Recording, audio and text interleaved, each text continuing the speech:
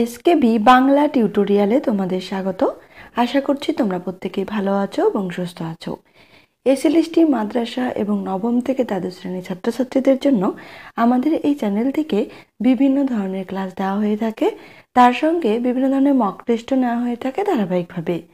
আজকে আমরা আমাদের এই ক্লাসে করব বাংলা ব্যাকরণ সন্ধি নিয়ে আমাদের যে ক্লাস চলছিল, আজকে তারই দ্বিতীয় ক্লাস নিয়ে। তোমরা যারা এর আগের অর্থাৎ প্রথম ক্লাসটি দেখোনি তারা অবশ্যই দেখে নিও, আর যারা দেখেছো তারা জানো যে ক্লাসগুলি তোমাদের জন্য কতটা গুরুত্বপূর্ণ। চলো তাহলে দেরি না করে আজকের ক্লাসটি শুরু করছি। দেখো, আজকে আমাদের হবে যেটা যে সংস্কৃত স্বরসন্ধি আমাদের চলছিল ক্লাস, আজকে তারই 3 নম্বর সূত্র। প্রথম ক্লাসে আমরা সংস্কৃত স্বরসন্ধির প্রথম 1 নম্বর এবং 2 নম্বর সূত্র হয়ে গেছে, আজকে আমরা তারই করছি 3 নম্বর সূত্র। রস্যকার কিংবা দীর্ঘকারের পর রস্যকার কিংবা দীর্ঘকার থাকলে উভয় মিলে কি হয়? দীর্ঘকারে পরিণত হয়, আর সেই দীর্ঘকার পূর্ব বর্ণে যুক্ত হয়। যেমন কি রয়েছে, এর আবার বিভিন্ন অংশ থাকে, যেমন রস্যকার আর কি রস্যকার মিলে কি হয়েছে? দীর্ঘকার হয়েছে। মানে প্রথম পদের শেষে থাকবে রস্যকার এবং দ্বিতীয় পদের প্রথমে থাকবে রস্যকার, আর এই রস্যকার এবং রস্যকার মিলে কি হবে? দীর্ঘকারে পরিণত হবে, আর এই দীর্ঘকার পূর্ববর্ণে যুক্ত হবে। যেমন উদাহরণ দিলেই তোমাদের বিষয়টি ক্লিয়ার হয়ে যাবে। কটু দেখো রস্যকার রয়েছে, উক্তি রস্যকার রয়েছে, তাহলে বুঝতেই পারছো যে সন্ধি সূত্রে কিন্তু নিয়ম এখানে কাজ করেছে। রস্যকার এবং রস্যকার মিলে কি হয়েছে? কটুক্তি। দেখো টয় দীর্ঘকার রয়েছে, দীর্ঘকারে পরিণত হয়েছে কটুক্তি। তারপরের উদাহরণে রয়েছে দেখো মরু যুক্ত উদ্যান মিলে কি হয়েছে? মরুদ্যান। সুযুক্ত উক্ত মিলে হয়েছে সুক্ত। ভানু যুক্ত উদয় মিলে হয়েছে কি? ভানুদয়। মৃত্যু যুক্ত উত্তীর্ণ হয়েছে কি? মৃত্যুত্তীর্ণ।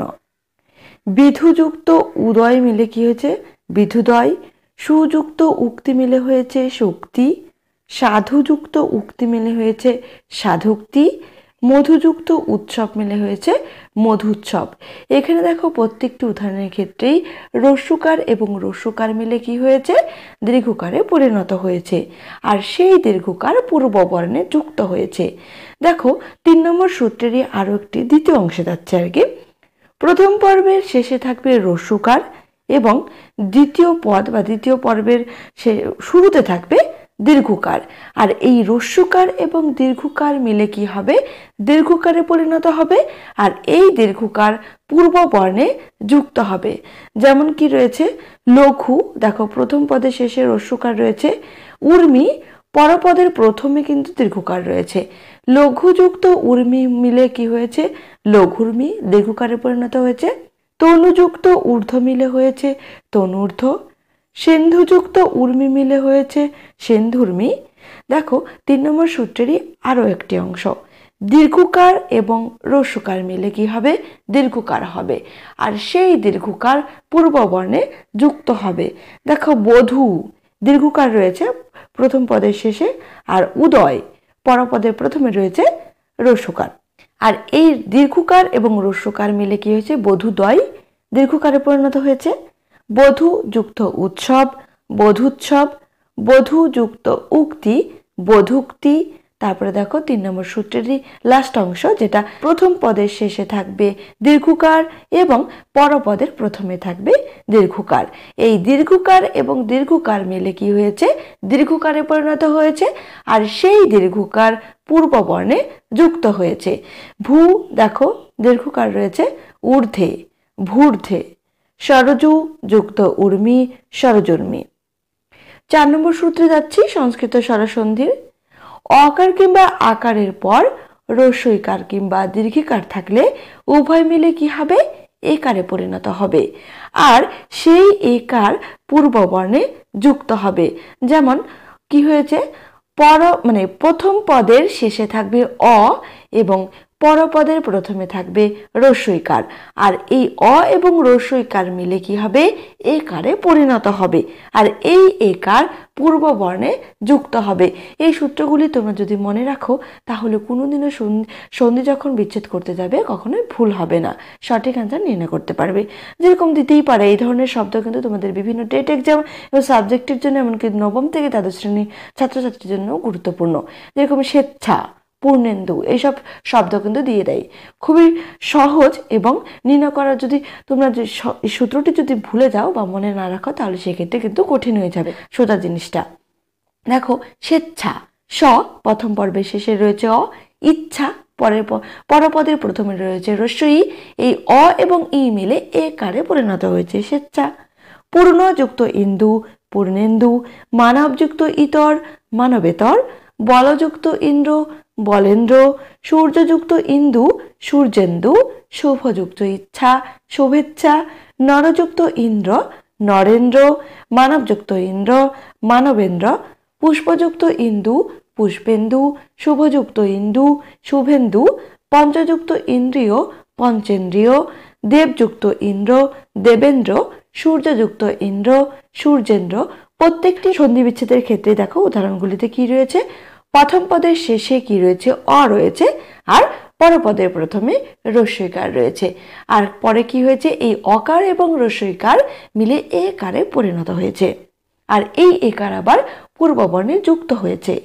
দর্শনযুক্ত ইন্দ্রিয় দর্শনেন্দ্রিয়, জিতযুক্ত ইন্দ্রিয় জিতেন্দ্রিয়, অর্ধযুক্ত ইন্দু অর্ধেন্দু, রামযুক্ত ইন্দ্র রামেন্দ্র, জ্ঞানযুক্ত ইন্দ্র জ্ঞানেন্দ্র, জ্ঞানযুক্ত ইন্দ্রিয় জ্ঞানেন্দ্রিয়, ঘ্রাণযুক্ত ইন্দ্রিয় ঘ্রাণেন্দ্রিয়। এবার এই 4 নম্বর সূত্রেরই পরবর্তী অংশে আমরা যাচ্ছি। যে কি বলছে পরবর্তী অংশে, 4 নম্বর সূত্রেরই, যে প্রথম পদের শেষে অ থাকবে এবং পরপদের প্রথমে দীর্ঘিকার থাকবে, আর এই অ এবং দীর্ঘিকার মিলে একারে পরিণত হবে, আর এই একার পূর্ববর্ণে যুক্ত হবে।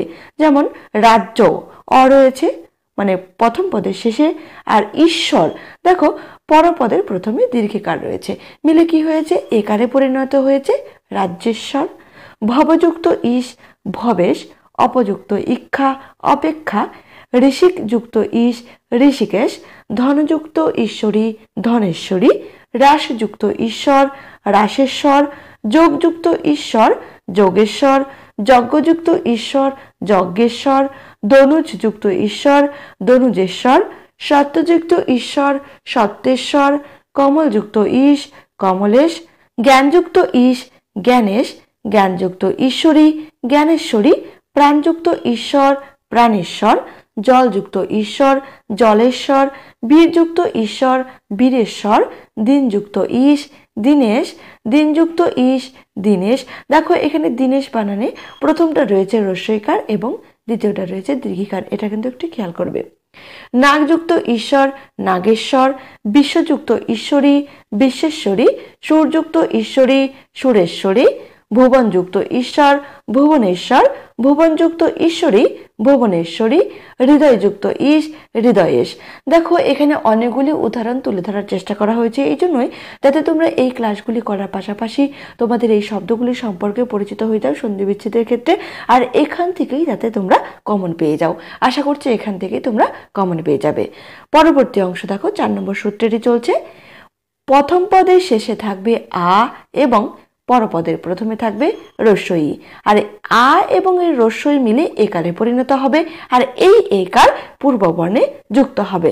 যেমন যথা প্রথম পদের শেষে আ রয়েছে, আর ইষ্ট পরপদের প্রথমে রস্বইকার রয়েছে, আর এই আ এবং রস্বইকার মিলে একারে পরিণত হয়েছে যথেষ্ট। সুধাযুক্ত ইন্দু সুধেন্দু, রসনাযুক্ত ইন্দ্রিয় রসনেন্দ্রিয়, মহাযুক্ত ইন্দ্র মহেন্দ্র, দ্বারকাযুক্ত ইন্দু দ্বারকেন্দু।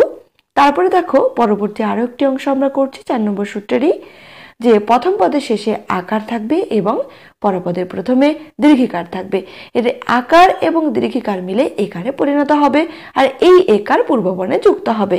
যেরকম রাকা, দেখো প্রথম পদের শেষে কি রয়েছে, আকার রয়েছে, আর ইস মানে পরপদের প্রথমে কি রয়েছে দীর্ঘিকার, এই আকার এবং দীর্ঘিকার মিলে রাকেশ একারে পরিণত হয়েছে। মহাযুক্ত ঈশান মহেশান, দ্বারকাযুক্ত ঈশ্বর দ্বারকেশ্বর, শারদাযুক্ত ঈশ্বরী শারদেশ্বরী, উমাযুক্ত ঈশ উমেশ, কমলাযুক্ত ঈশ কমলেশ, মিথিলাযুক্ত ঈশ মিথিলেশ, মহাযুক্ত ঈশ্বর মহেশ্বর, সিদ্ধাযুক্ত ঈশ্বরী সিদ্ধেশ্বরী, মহাযুক্ত ঈশ মহেশ, রমাযুক্ত ঈশ রমেশ, বসুধাযুক্ত ঈশ্বর বসুধেশ্বর। প্রত্যেকটি উদাহরণের ক্ষেত্রে দেখো প্রথম পদের শেষে আকার রয়েছে আর পরপদের প্রথমে দীর্ঘিকার রয়েছে, আর এই আকার এবং দীর্ঘিকার মিলে একারে পরিণত হয়েছে। এই সূত্রগুলো যদি মনে রাখো তাহলে কখনোই কিন্তু সন্ধি বিচ্ছেদ করার সময় কিন্তু তোমাদের ভুল হবে না। আর এই সন্ধি থেকে যে কোনো এক্সামই দাও না কেন, কম্পিটিটিভ বিভিন্ন ধরনের এক্সাম, এমনকি এসএলএসটি মাদ্রাসা, প্রত্যেকটি ক্ষেত্রে কিন্তু এখান থেকে মিনিমাম একটি প্রশ্ন কিন্তু দিয়েই থাকে। আর তোমাদের নবম থেকে দ্বাদশ শ্রেণীর জন্যও কিন্তু এই ক্লাসগুলি খুবই গুরুত্বপূর্ণ। আজকের ক্লাসটি এই পর্যন্তই। ক্লাসটি তোমাদের কেমন লাগলো অবশ্যই কমেন্ট করে জানিও। আর সবাই সুস্থ থেকো, ভালো থেকো, ধন্যবাদ।